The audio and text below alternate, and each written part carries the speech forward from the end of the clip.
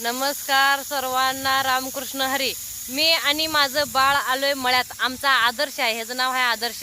तर मुलं जा, तुला पाणी प्यायचं ना. असं तुमच्या कुणाकुणी लहानपणी आईच्या मुठीतून पाणी पिले सांगा, कारण ही जी मजा असते ना ती लहानपणीच अनुभवता येत असत्या. कारण मोठेपणी असं कोणीच पाणी पाहिजे. हो, कसं पेतय. या आईच्या मुठीतनं म्हणजे पाण्याची चव आणि आईच्या प्रेमाची चव भेटत असत्या. कारण प्रत्येकाची आई ही आयुष्यभर साथ देणारी असावी. आयुष्यभर देव करो कुणाच्याच आईला देवाने हिरावून घेऊ नये, कारण आईची माया एक वेगळीच असते. म्हणतात ना, स्वामी तिन्ही जगाचा पण आई विना भिकारी. ज्याला आई नाही ना त्यांना विचारा आईची किंमत काय आहे ते. तर हे बघा, ह्याला लय पाणी पिवाटाले. असं तुम्ही पेला असं नक्कीच कमेंट करून सांगा, आईच्या मुठीतून पाणी.